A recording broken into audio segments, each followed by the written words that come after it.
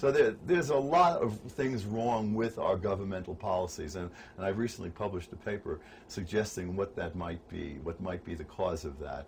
And if you'd like, I can mention that briefly because it's quite interesting. Sure. We all make cannabinoids. Some people make more, some people make less. Some people make more in their brains, some people make less.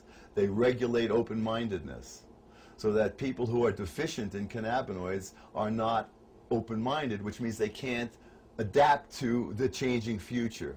So what they tend to do is look backwards, because the future is uncomfortable, because they don't have the machinery to adapt to it. So they tend to look backwards in time because they're comfortable there. They don't have to relearn things. They don't have to learn new things. And if you get a population of people looking backwards, they're going to tend to agree with one another much more so than a group of people who are looking into the future, because they don't know what the future holds, whereas the other people, they're talking about what's already occurred. So it's my contention that cannabinoid defective people are going to tend to accumulate in government. And I think that's why we have this drug war. I think what we're looking at right now is evolution in action. And let me explain what I mean by that. 100 years ago, people were dying of infectious diseases in this country.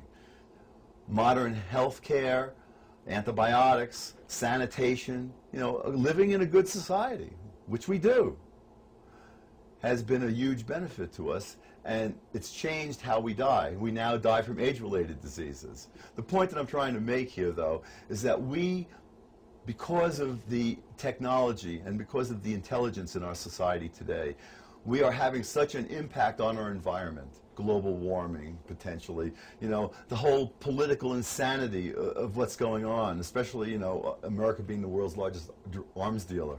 There are so many problems that are occurring in our world today that require rapid thinking, intelligent thinking, and maybe new thinking. And what that demands is that we have flexibility of mind.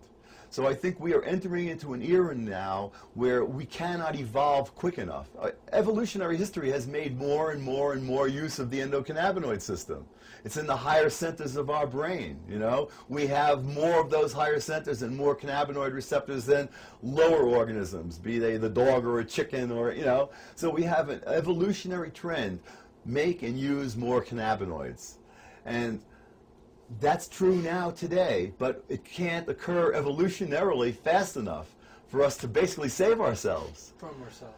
From ourselves and from, essentially, from ourselves and the impact that we're having. So I would say that now more than ever, we have to have an enlightened population that has a robust cannabinoid system, and that really, once again, means take those essential fatty acids and consume cannabis, and let's change the world we're living in for the better, rather than to let these cannabinoid defective people who are running our government basically destroy our environment and our world.